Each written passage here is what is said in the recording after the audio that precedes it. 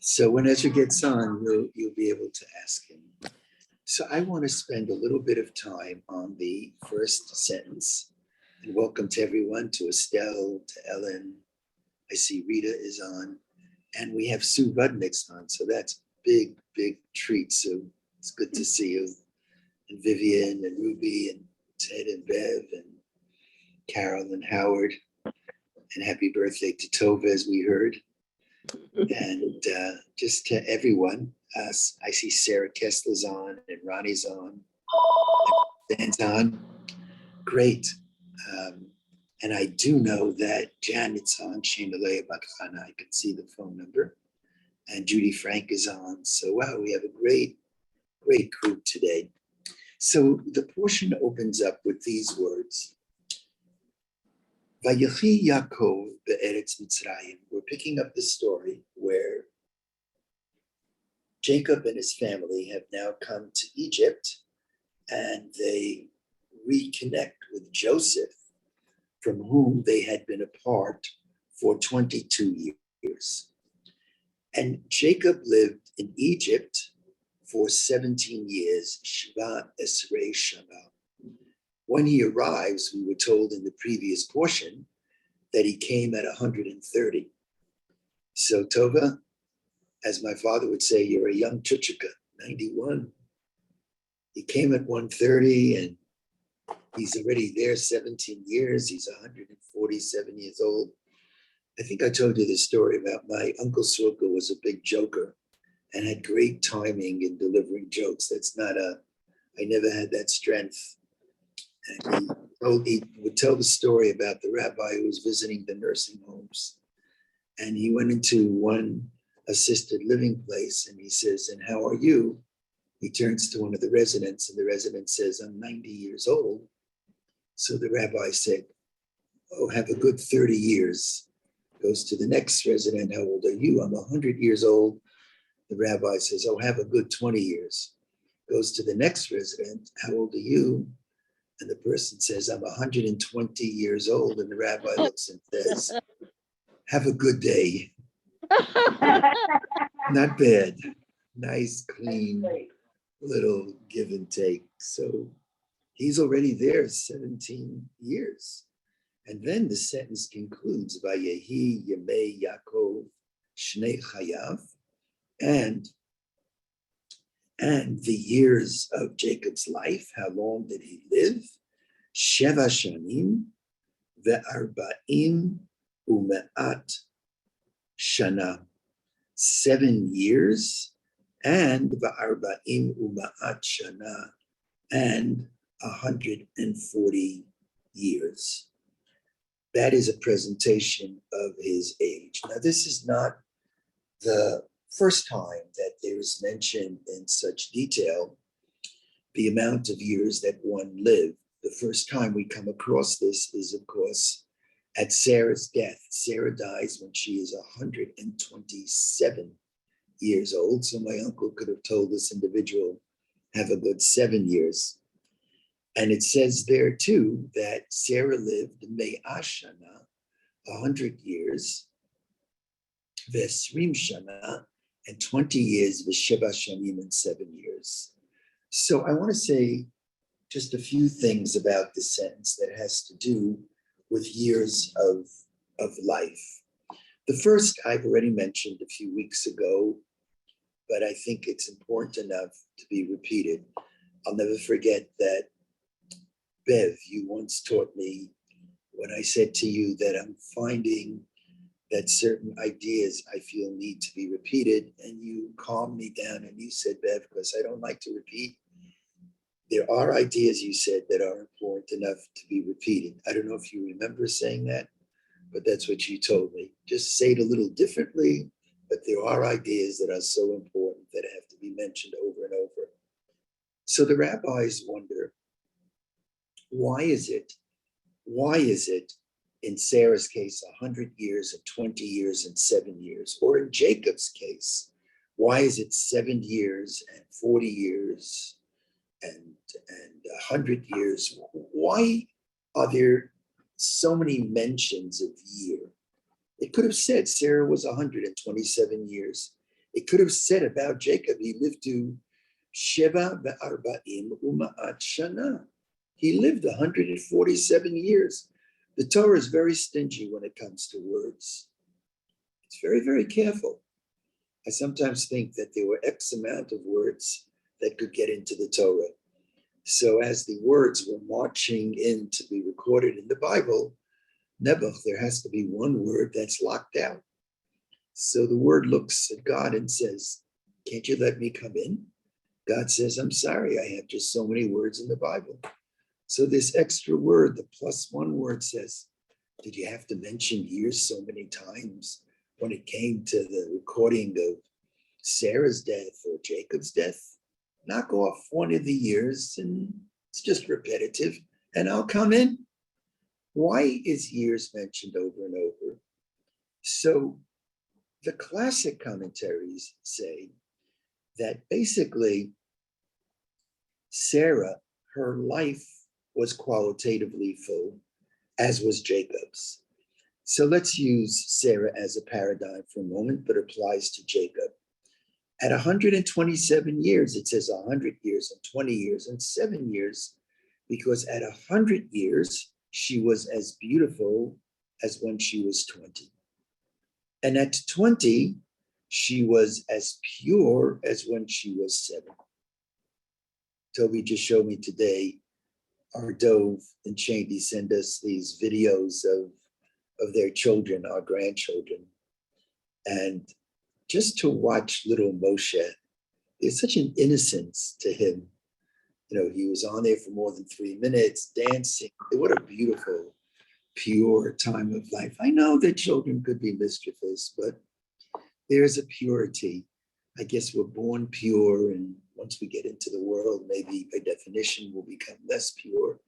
That's what the rabbis say at 20, when she's young and she wants to maybe experiment, as we all do in our younger years. Nonetheless, she maintained her purity as if she was 7. But as I read that, I wonder, it just seems like at whatever age she was reaching to be another age. In other words, at 100 years, in terms of her beauty, she didn't have it then. She was as beautiful as 20. It's like somebody who was older, when asked, how old would you like to be? Oh, I wish I was 20 years old. And at 20, she didn't have enough purity. She was as pure as 7. That's what the rabbis argue. Same with Jacob.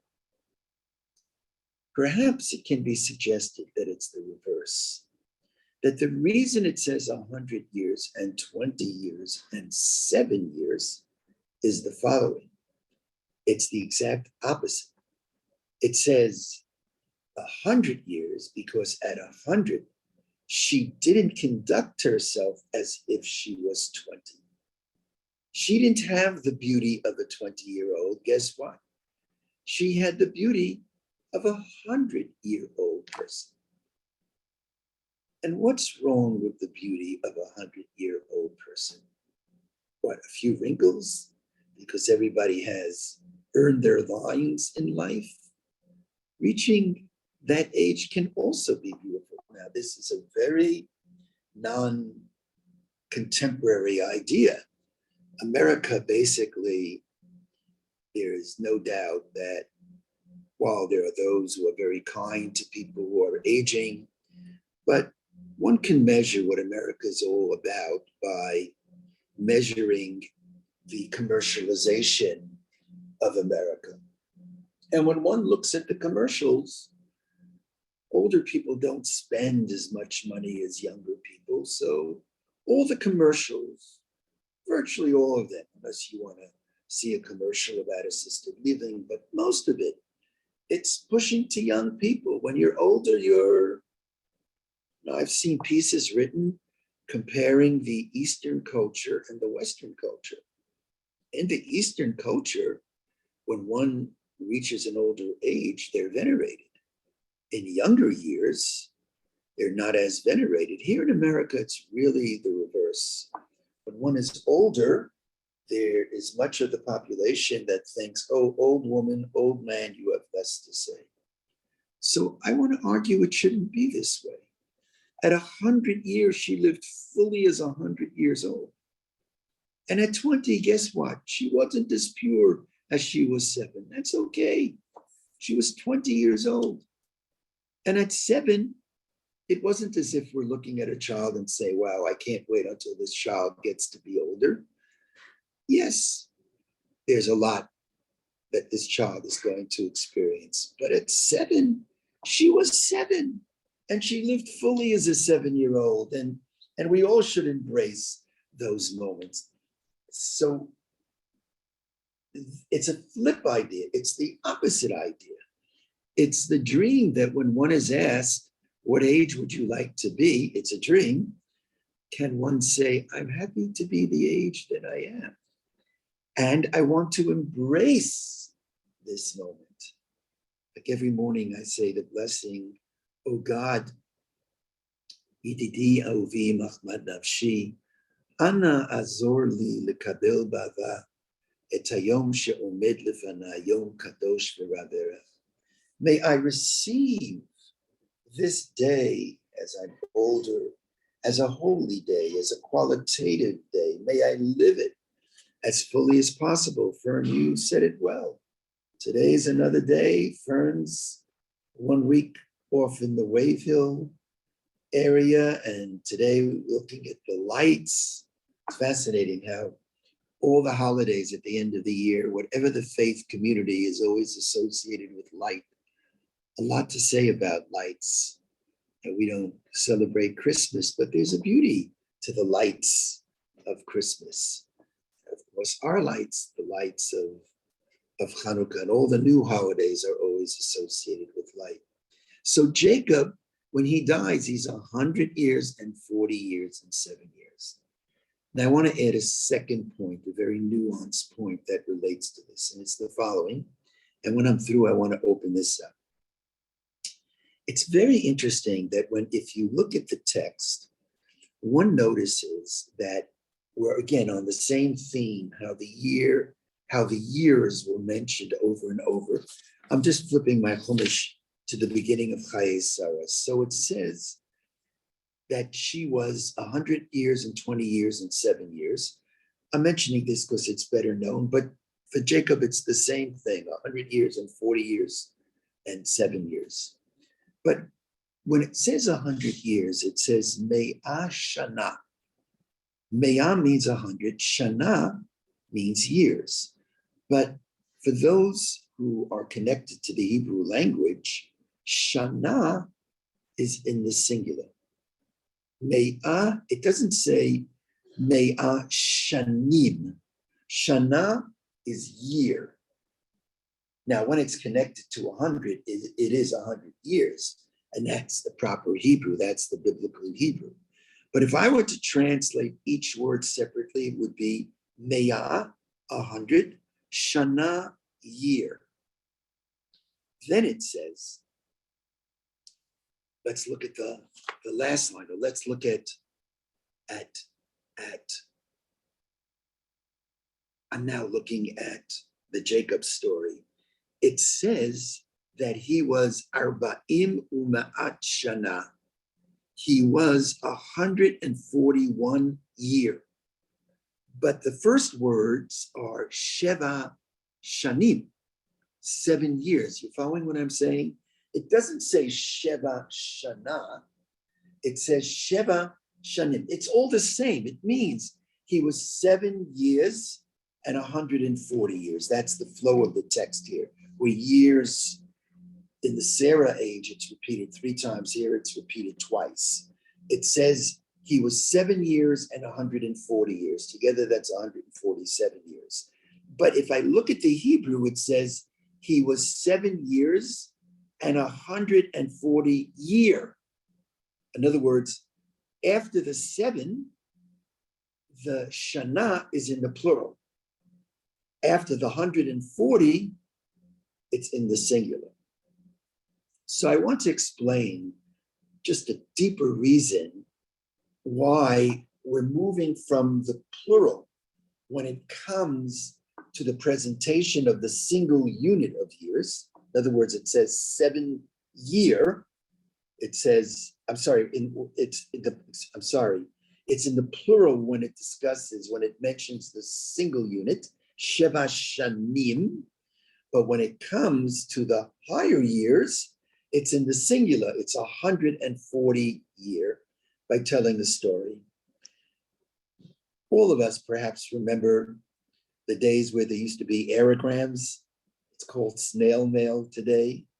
Those aerograms, those thin pieces of paper, and you'd write on it and send it off to Israel, hope it gets there. They also had postcards. And the way the postcards used to work, these picture postcards, they were just like it was like a card. And on one side, they had a beautiful picture. And you remember? And on the other side, where you write, there was a line down the middle, splitting that side. And on one side, room for the address, which you had to write very clearly. And on the other side, you can write a little note to whomever you're writing. So when people used to write, this is sort of a rabbinic anecdote, they would write things, my dear children, my dear brother, my dear sister, my dear beloved. And you'd start writing. Now, when you start writing, you want to write legibly. You want to write so people can read it. So you're writing, oh, dear Tova, dear Morty, I'm using my siblings, dear Sari, dear Davi. I'm writing it out. I'm writing it out. And as I'm writing, I'm writing, how are you? How are you feeling? I want to let you know how I'm doing. And you don't have that much room. So as you get down to the middle, suddenly you notice that the font, I think that's what they call it now, the size of the letters are getting smaller and smaller. Then when you get to the bottom, they're getting even smaller, they're tiny. And you can hardly read the difference in legibility between the dear and the end. It is a tremendous difference. And then even though the address is supposed to be very clear, you're writing so small, you don't have any more space. You start moving into the other side, into the side where there's an address, and you're looking for every nook and cranny. Who knows? Maybe you're going to even turn it around and write something on the beautiful picture. And the rabbinic anecdote is that sometimes this is the way of life. That in life, when we're younger, we write in larger letters. Why? Because we have so long to live. We have so many, many years to live. People are not thinking about their mortality when they're younger. But as we get older and we're moving down that postcard and we can see that it's coming to a closure, wait a minute, we're trying to get it all in. We're trying to make every moment count. Remember, my father was born on February 15th. 1 August, we speak. He says to me, Avrima, it's my birthday. I said, Abba, your mind is very clear, but it's not your birthday. He said, well, it's August 15th, which was actually my mother's birthday. But he said, it's my birthday. It's August 15th. I said, Abba, your birthday is not August 15th. Your birthday is February 15th. He said to me, just remember, when you get a little bit older, you start celebrating your half birthday. That's an interesting thought. You start celebrating your half birthday. So I'm just wondering in this text, when it says that he was younger, when it lists that the piece that he was 7 years old, there the year is in the plural. Sheva Shanim. Asach Tzait Zuleben. I don't know if Geller would appreciate that Yiddish. I have many years to live. Sheva Shanim. But when it comes to his getting a little bit older, and he was 140, there he's counting years differently. There it doesn't say 140 Shanim. There it says 140 Shana. It says it in in the singular. In thinking about this, I think it's something we may want to consider. I'd love to get your reaction, because it's often the case that when one gets older, we feel what's called overbato. What can we do in this world? What can we do in life? And I think this is hinting that it could be the reverse. As we get older, our days can become more qualitative. We're not going to lump this day with another day. Each day could be a day when we do the best we can to make a difference in someone's life, make a difference in our own lives. I would add just, you know what, instead of adding, I want to open it up and get your comment. And I always marvel how the Torah has so many different messages. And as we go through the portion of the week, having written and finished this book that I hope will come out one day, what I think was opening to me is I had to really do a lot of research on the whole Torah. And the Torah is as beautiful as the book of Genesis is. It's not just the book of Genesis. And it's not just the first 20 chapters of Exodus. It's got all kinds of text.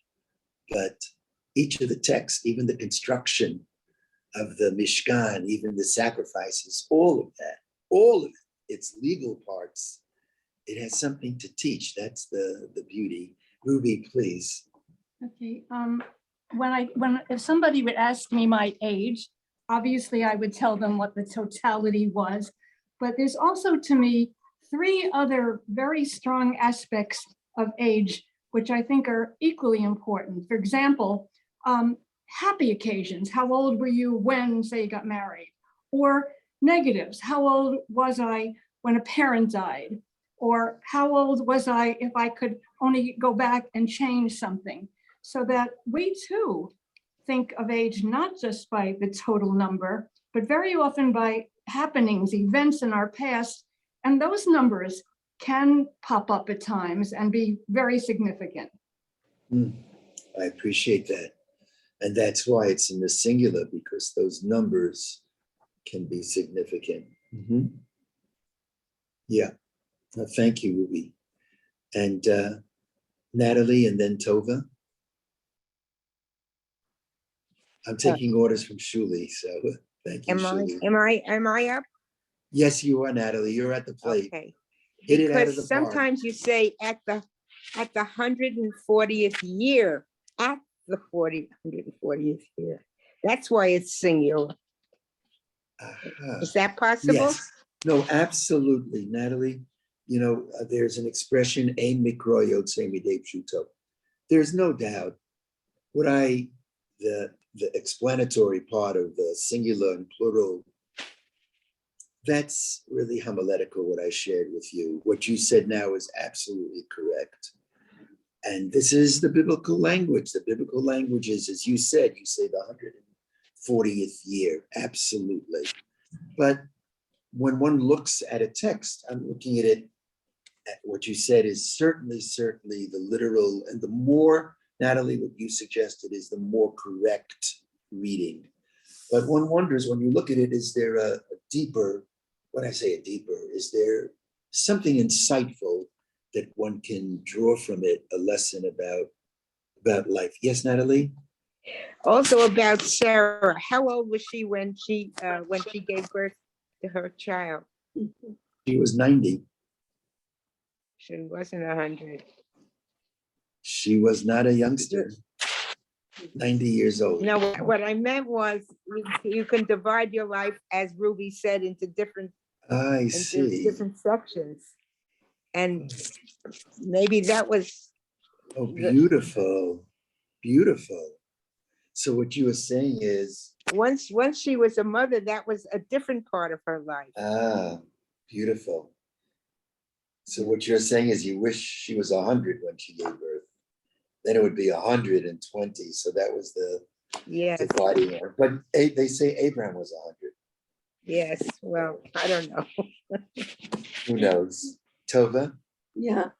For Yaakov, 7 years were significant years. He paid his childhood dues. He became Yaakov, not Esav.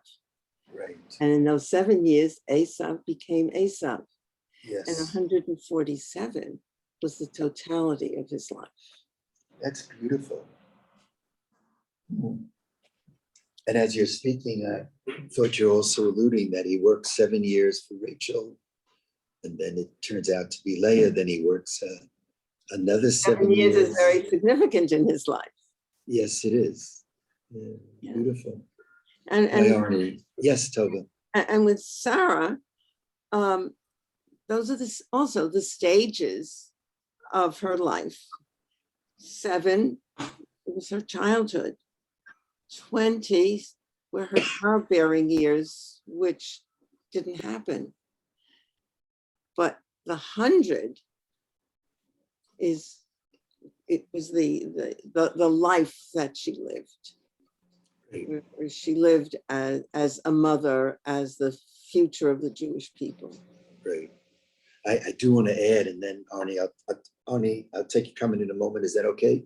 Just wanted to add something that was shared with me in the name of Dr. Yeshayahu Leibovitz of blessed memory. He was really an iconoclast, the brother of my Rebbe in Chumash, Nechama Leibovitz.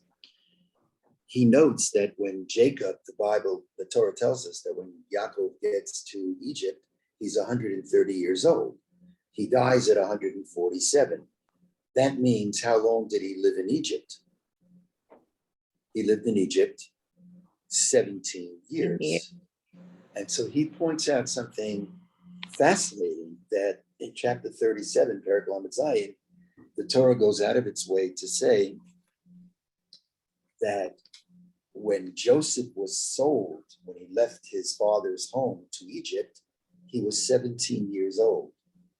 And he makes a point that Joseph, for the first 17 years of his life, he was raised in his parents' home, perhaps protected by Jacob, although some could argue against that. What kind of protection when Jacob did too little to soften the discord between the siblings? But the bottom line is, Joseph lives in his parents' home for 17 years, and one has to assume he was cared for by his parents for those 17 years. And interestingly enough, he then comes to Egypt. And who is caring for him in Egypt? The tables have turned. It's no longer Jacob who's caring for Joseph, but it's Joseph who's caring for Jacob. And the Torah says that for 17 years, Joseph was cared for by Jacob. And for the last 17 years of his life, the same Jacob who cared for Joseph is now being cared for by. That is, for the first 17 years, Jacob cares for his son, for Joseph. In the last 17 years, the children are caring for parents. How many times have I heard when COVID broke out, I'd like to go out, but my kids are not letting me go out. My kids are watching me like a hawk. And kach minhago shel olam. This is the way of the world. When we're born, we don't walk. When we get older, it's sometimes more difficult to walk. When we're younger, sometimes we face difficulties in speaking, and we should all be spared. But these kinds of issues come up. When we're younger, we're diapered, and when we're older, this is part of life. This is what it's all about. And blessed are the people who did the caring as parents, who are blessed with children who can care for them. There's an interesting laws about mourning. We should all be spared from this, but mourning for a parent is for a year. For all other relatives, it's 30 days. That is, if God forbid, chas v'shalom, one loses a sibling chas v'shalom, a spouse or a child, God forbid, the mourning period is 30 days. 30 days. One loses a parent, one is in mourning for a year. And I'm just wondering, one wonders why is that? Because one would think that if it's a function of intensity of loss, when one loses a spouse, if one has had a good marriage, that should be the longest period of mourning.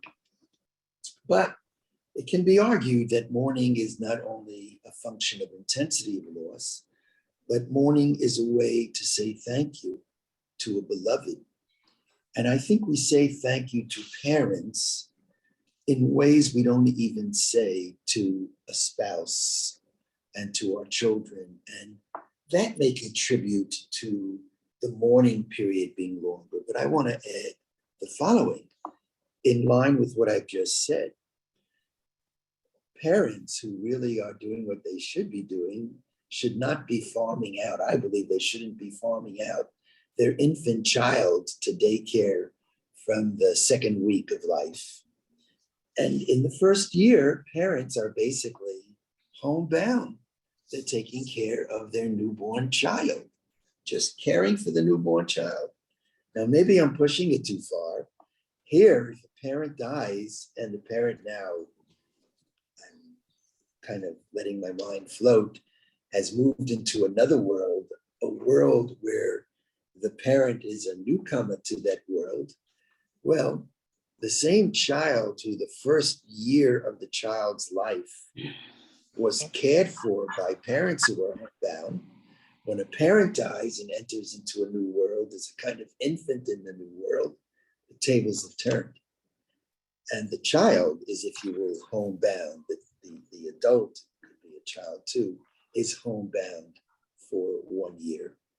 So it's fascinating that 17 years, the Torah goes out of its way to say Joseph was in his home, his father and mother's home for 17 years, and 17 years in Egypt.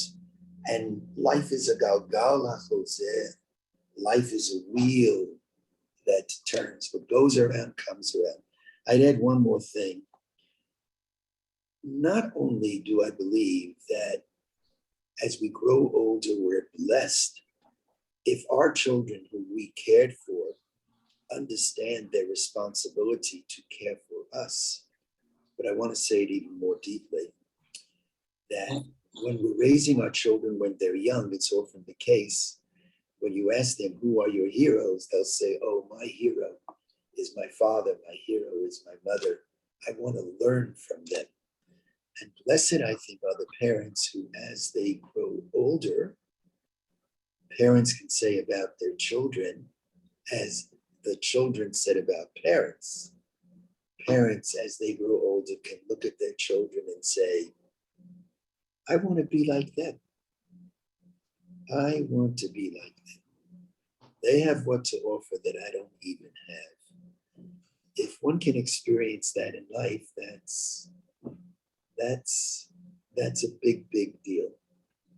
It's a big deal. There's no one who lives forever. Built into life, no one lives forever. The question is, even when one dies, let it be at 120, that's not defeat. That's not to be defeated. It depends how one has lived. It depends how one has lived those days and even the latter years, the latter days, the last quarter of the mile at 120 years old. And so just again to repeat that second idea, the 1717, it's not just that the Joseph who was cared for does the caring for his father, for Jacob, but it's the Joseph who looks up to his father when he was younger, is now himself the model for his father. Blessed are such, and I'm looking around at many of you, and I know your families, many of you very well, and I can see people nodding because we're experiencing that ultimate change. Arnie, you're up, please. So I'm thinking a little bit differently about this. to me, Sarah and Jacob had two very, very hard lives in different ways.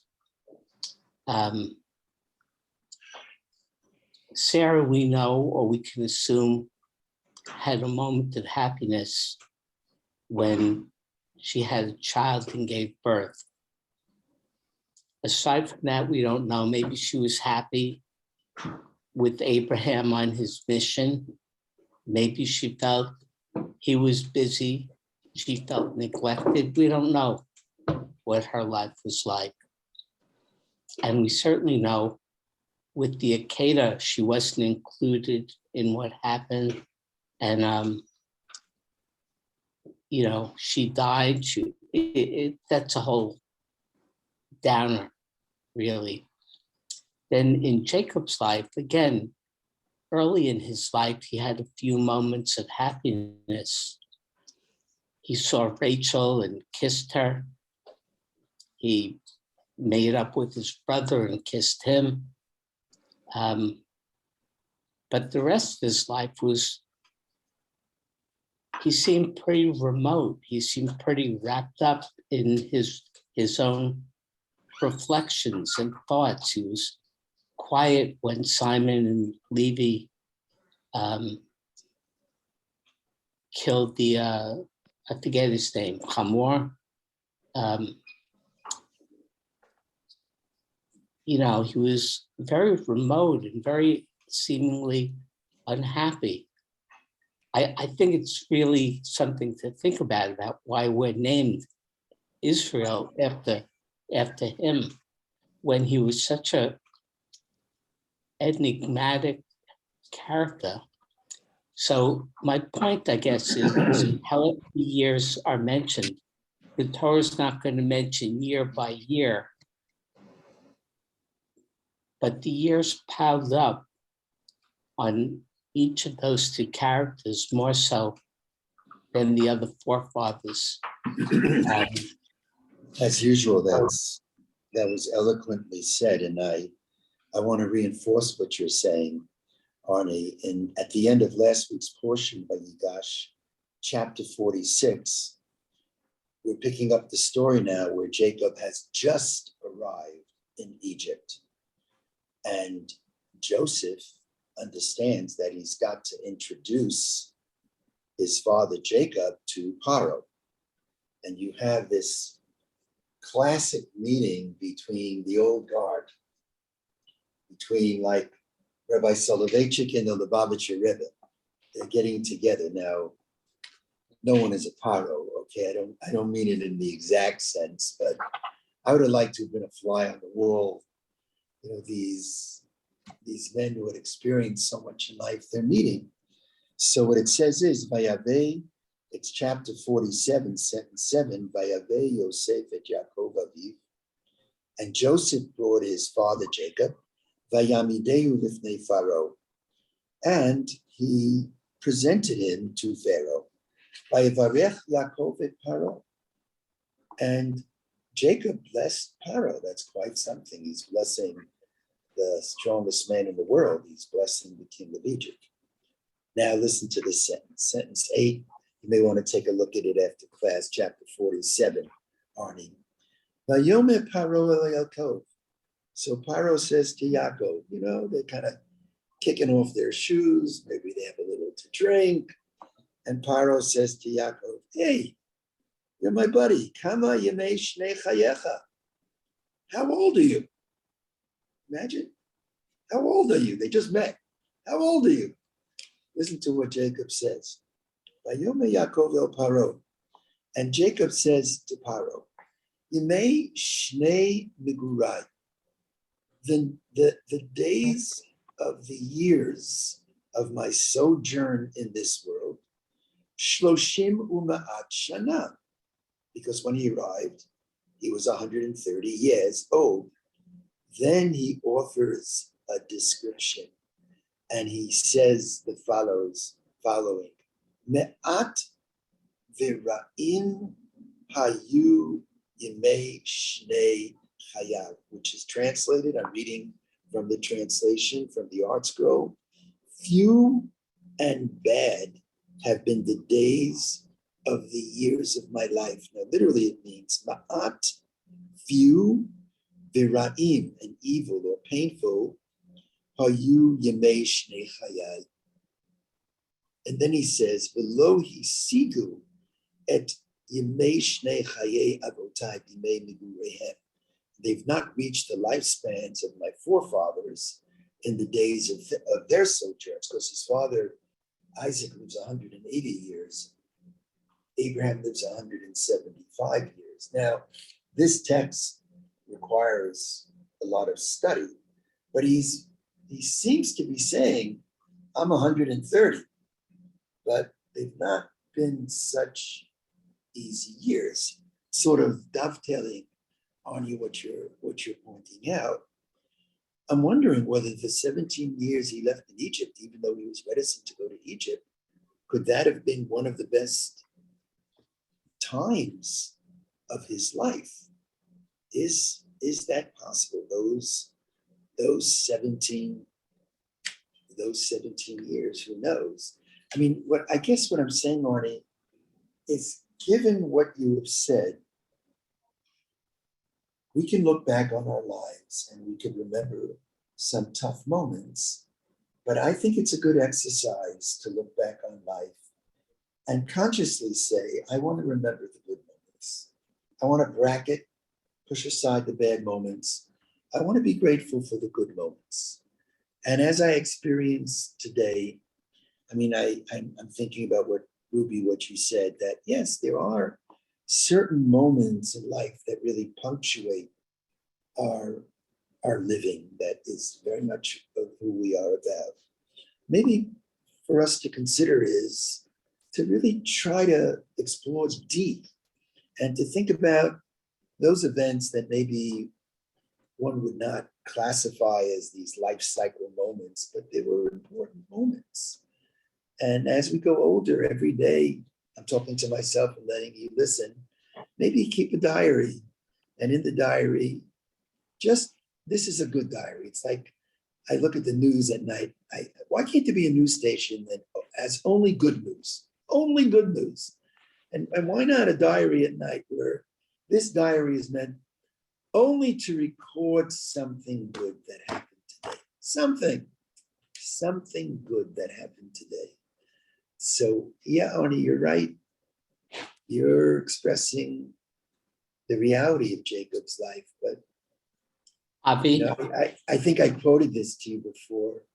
I think it was Perez, when Perez reached 90 years old, and he always carried himself very youthfully. So he was interviewed and someone said, "You're 90 years old, stop it already. How do you carry yourself so youthfully?" And he said something like this. He said, well, optimist and pessimist die the same way. They just choose to live differently. I choose to live as an optimist. Something like that, he said. I like that.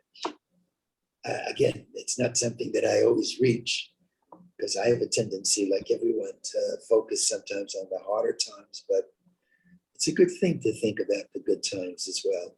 So Arnie and then Ruby, please. Avi, I just wanted to add that each of them, Sarah and Jacob, in the breakdown of the years, has 7 broken out, which leads to a Yes. thought of fullness and completion. Good. So, I mean, that's a positive within what I was saying before. I've shared with you that the blessing I say every morning is, I say, oh God, Yididi Aovi Machman Nafshi, Ana Azorli, help me, offer thanksgiving to you. Al Kol HaBrachot Shenatatali. Let me thank you for my blessings.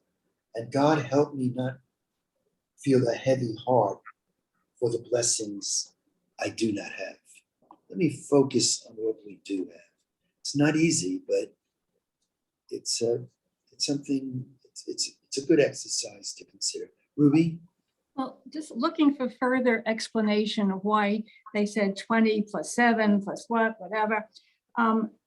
With us, we would say this happened in 1980, this happened in 2010, this happened in 2020, whatever. We would use our years, our calendar. We would not say 20 plus 7, whatever. We would use our calendar. So what is not clear to me was that, did they at that time have a use of a calendar in that kind of a way? And is that possibly part of the explanation why they spoke as they did? I see. And Ruby, in the end, I don't have the answer to that. I don't know. Can I say something? Yes, Yeah, but can you thank you, answer? Ruby. Can you So, tell me stuff? I'm sorry. Well, just one thing, really. All the wonderful things that we think about for our life somehow seems to come at night when you can't fall asleep. Because I certainly hope that even at this stage that we're so busy living each day and going on for the future, regardless if we're 90 or 95, because if you don't live each day and think of all the positive things that you're doing, then you're not living. I mean, you can't constantly think about the past. That happens only at night when you can't fall asleep. But to constantly think about each year is, in my opinion, not the healthiest thing to do. Okay. So I don't know. Okay. You don't agree, I'm sorry. No, please. It's the shiur, the seminar, this class today, and we're all learning from each other. I truly have much more to learn than to give. But the Torah does speak to the human condition. That's the beauty of the Torah. And it speaks almost every chapter in a different language. It speaks in different dimensions, in different ways. I'll just add one last word, that Joseph, in the beginning of this portion, he brings his children, Ephraim and Manasseh, he brings them before his father. And Jacob looks at his children. Jacob is told, let me read it to you in the text. The text reads, Ve'ata, he says, he says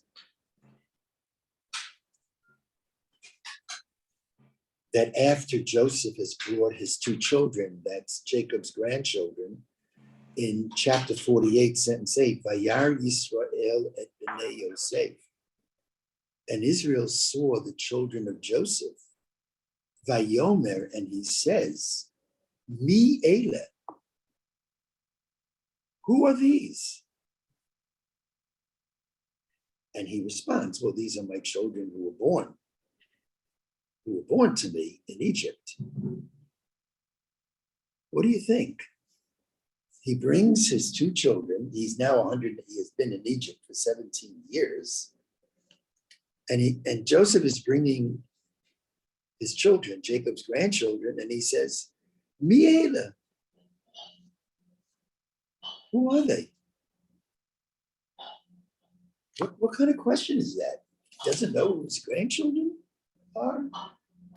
What do you think? What was he asking?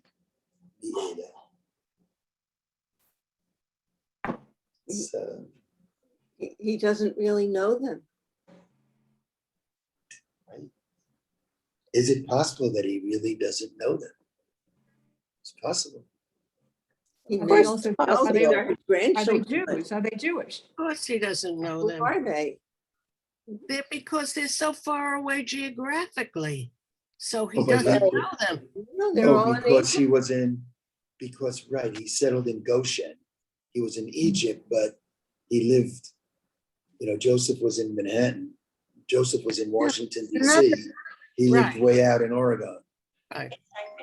But Sue they weren't born of a Jewish mother. So when you say, who are they? You could be saying, Well, he are doesn't they know Jews? that. Jacob That's- doesn't know Ruby, that. that's, Maybe they um, found. No, there's another answer. there's Yes, another Sue. answer Yes, that he's asking, who are they? What makes them? What kind of Right. people are they? beautiful. And, Right. you know, not looking at them, but what's inside them? What kind Right, of people are they? right. Is, he sees two kids, they're dressed in Egyptian emperor's robes, right? You look How at a old are grandchild they? with rings in their ears and in their nose and say, who are you? How do you identify? Do you identify Jewish, Egyptian? That's what you're saying, Sue. It's, who are you? Who are you, kid? Who are you? It's fascinating. So we're ranging from Vivian was saying Whole program. maybe he didn't have a relationship with his He just grandchildren. ignores it. By the way, his father, in the latter part of his life, was blind. Is it possible he couldn't see? So he Didn't see them. says, there are all kinds of ways to respond. So I like Sue's answer, like, who are you? Who are you really? What's going on inside of you? And what I'd like to think, what I wrote in this book is I present some of these ideas, and I say the following. I'm so sorry. Let me just turn the page. My preference is that preference is that this is what I'd like to believe, Sue. It's not that what you said. It's all probability. What you said is right on. But what would I like to believe is that Jacob says, "Mi ele, who are these?" It was a rhetorical question. He wanted to precipitate what can be called like a nachas report from Joseph. Mi ele, just tell me who these kids are. Tell me the values. Tell me what they're doing. I want you to share with me what I already know. Tell me about their moral, spiritual, and ritual progress. And I'll tell you, whichever way one wants to deal with Mi'ele, I want to say the following. And I guess it fits into our first podcast where we were talking about the challenges of aging. And here we're talking about a grandparent. If one is so blessed, not everyone is so blessed. We're actually, at this point, we have 2 great grandchildren. We've been so blessed. And our Dove and Shandy are going to have, Dove and Shandy, as they say, are pregnant. So they're going to, God willing, have a, Bezrat Hashem, we pray, another grandchild. So we're in a situation where we have great grandchildren who will be older than one of our grandchildren, great grandchildren. I'm sure this is very common in I think in Satmar homes and these Hasidic homes. You've got nephews and nieces who are older than aunts and uncles. I'm sure, but I just want to say that whichever way you look at Mi'ele, one thing is certain. Jacob is the first person in the Torah who is recorded as interacting with his grandchildren. There is no text, to my knowledge, about Abram and Sarah or Isaac and Rebekah interacting with their great children. Mhm.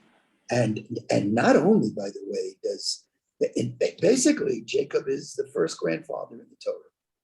It's not that the others weren't grandparents. They were. Abram was alive when Isaac had children. I can calculate it for you. I won't. He was 100 and he was alive. And Isaac was 60 when he had children. So Abram was 160. He probably was the son of the bris. Who knows? Or I guess. I'm going to keep it up. Yeah. So Yaakov is the first grandfather, and he's also the first person who gives a blessing to his grandchildren.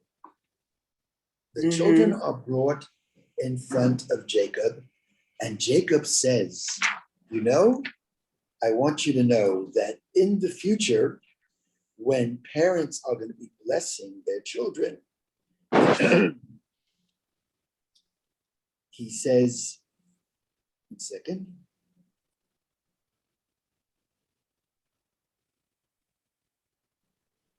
I'm trying to look. Here it is. Vayavarchem. And Jacob blesses his grandchildren. Vayomahu lemar. Watch.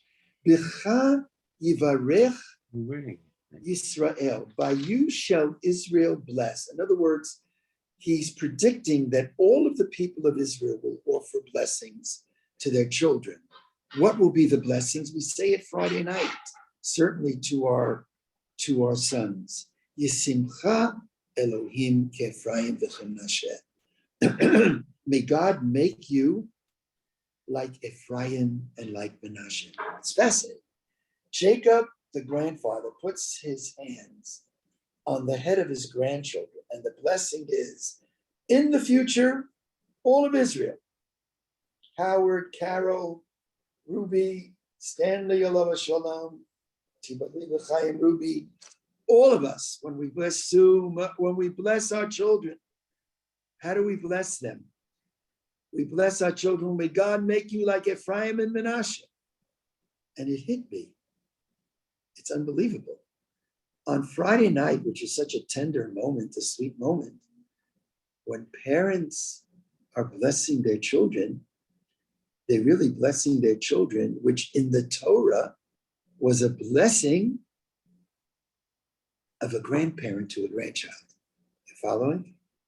This is really the blessing of Jacob to his grandchild. And he says, well, in the future, this is the blessing you're going to give to your children.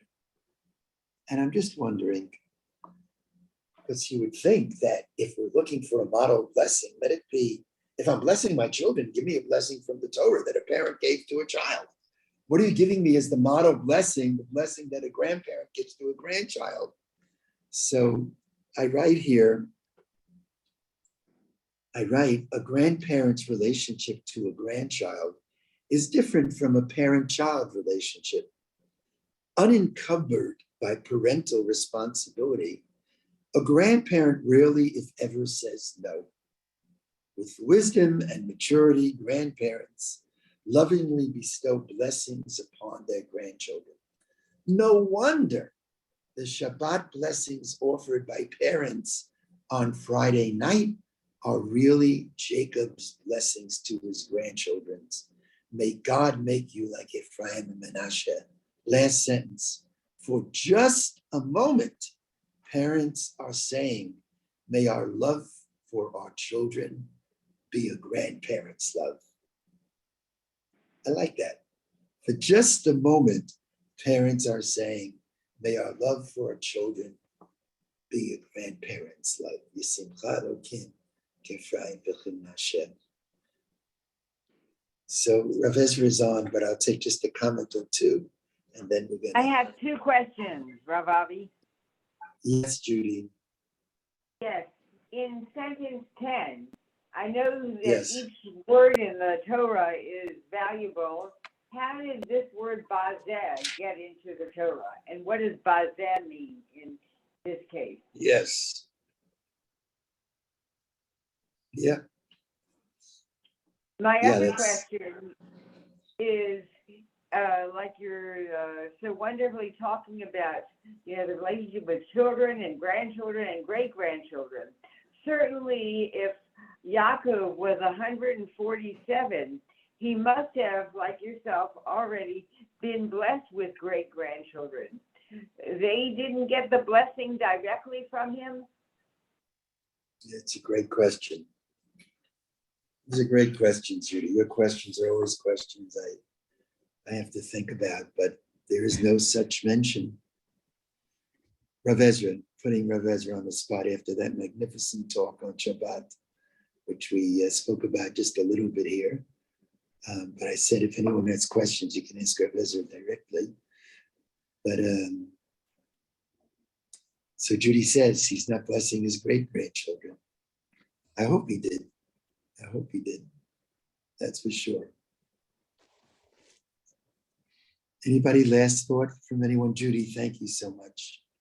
And I want to go back to what Linda said. So, Linda, can you remind us? It's Moshe ben Moshe Ben Sarah. Moshe ben Sarah. Thank you. Refuah shlema, Linda. Thank you. And Linda, keep blessing your grandchildren and children, God willing. Good. It's thank very you. beautiful. It's a very beautiful thought because sometimes with the children, there are different tensions. And Yes. with the grandchildren, that doesn't exist. So